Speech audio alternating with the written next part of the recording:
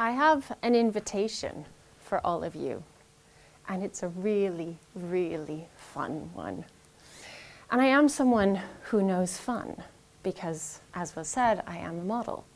I grew up in the fashion industry, going to the most amazing parties and walking for some of the most famous catwalks, those whose brands' names you've definitely heard of. But my invitation to you is to become an activist, like I am now, because I have so much fun doing this. And I know that's a surprise. I was surprised too when I realized how much fun I was having being a climate activist compared to being a model. I now spend more time talking to Business Green and The Guardian than I do Vogue and Harper's Bazaar. And I also spend more time going to climate conferences and lectures than I do photo shoots and runway shows. And my WhatsApp groups are now populated by activists and climate scientists who I am in awe of. It used to be celebrities whose names I knew and was watching on the screens as I was growing up. Tonight is the British Fashion Awards, but I'm not there because it's more fun to be here doing a TED Talk. My journey into activism began through the realization that I did not know enough about where these clothes came from, the ones that I was helping to sell. So I learned about this fashion supply chain. And what I learned was shocking. It's so negative, the impacts of the fashion industry. And nobody told me, even though I was buying these clothes, even though I was wearing these clothes and selling them, no one told me how damaging this industry was. I grew up thinking, oh, food is a problem, we need to sort out the food supply chain. But nobody mentioned that fashion is causing huge amounts of waste and extreme degradation to human beings as well. So let me take you through the journey of a dress. And don't worry if you don't wear dresses. This same story applies to the chairs that you're sitting on, and to the shoes that you wear, and to the cars that you drive in. We need to know where our stuff comes from. Let's take a cotton dress with some sequins on it. That cotton was grown in a field by farmers, but did I used to stop and say, thank you so much, farmers. Thank you for growing my dresses for me. No, I didn't, but I do now. They grew the cotton, then it had to be picked and transported for ginning, which is the process that takes all the burrs out of it. Then it has to be processed into a spun yarn so that it can be knitted or woven. Those two things will happen in different factories. Every time it transitions, it's wrapped in plastic and then unwrapped again when it arrives at the next place, which is often in a different country than the first place was. Why didn't anyone tell me this? Why isn't that written on the label when I buy something?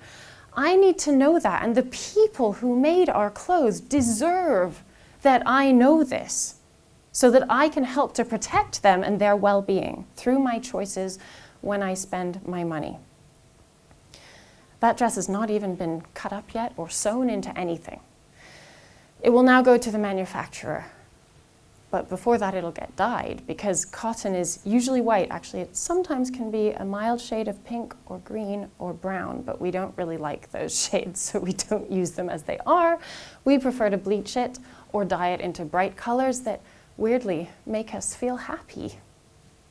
So then that garment is going to get cut up and it's going to get sewn by people who are surely being exploited, surely. And eventually a panel of it will get sent to India because in India you can get the most beautiful and cheap embroidery, so the sequin part will happen there. And then it'll be wrapped in plastic again, and it'll be sent back to the manufacturer. And finally it will become a dress to be wrapped in plastic its last time before I buy it. I don't even want that dress anymore. I don't know about you. But that's not what I want to be wearing. It's not fair, and it's causing climate change. So that was the beginning of my activism and the learning journey, which, by the way, it took me years to learn that about the dress, so that is a bit of a shortcut that I've just given you. Everything that I was learning kept bringing me back to soil, the thing that we grow everything in. And I thought, like the dress, that it was one thing, soil. In 1 teaspoon of soil, there are trillions of microorganisms, trillions, and they're all alive. And they're doing stuff, they're eating and they're pooping, and they make soil when they poop, more soil. So we want them to be alive. But our conventional agricultural system is continuously spraying them with chemicals that kill them and make them sick and run off into water systems like rivers and lakes and eventually the sea and kill everything in there too. It's not a good story. So my mom, who's very wise, said, why don't you go and spend some time on biodynamic farms? So I started volunteering my time there, and it was every day was the most incredible day of my life. These farmers are so intelligent, wise.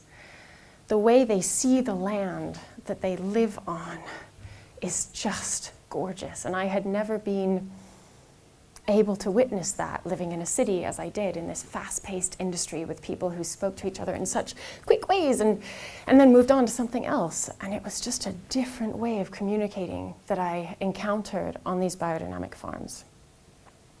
So my activism has led me to set up a charity to support biodynamic farming. But I've invited you to become activists, so you will find what you want to do with your activism.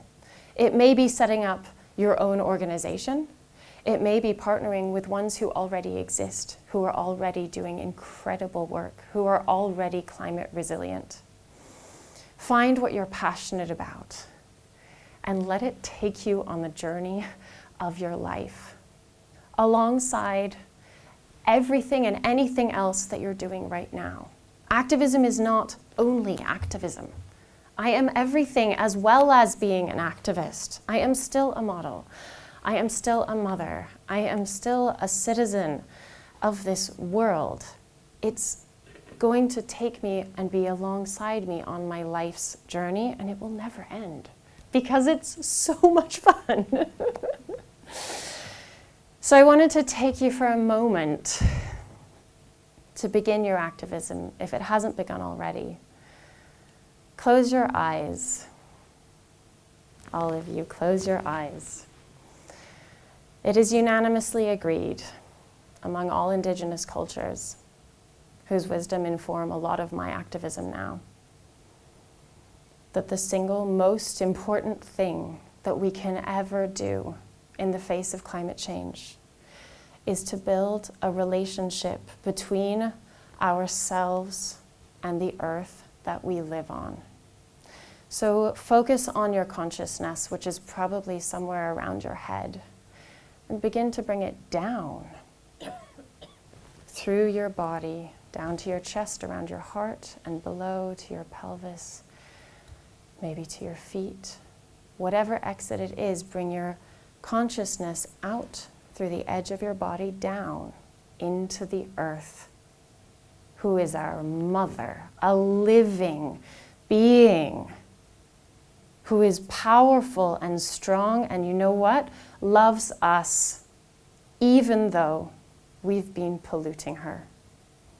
Even though we've chosen to use models of domination rather than partnership, she still loves us. That is unconditional love. So throughout the rest of your lives, always find time to bring your consciousness down to the earth and build a loving relationship between your heart and the heart of the earth that we all share. Thank you so much.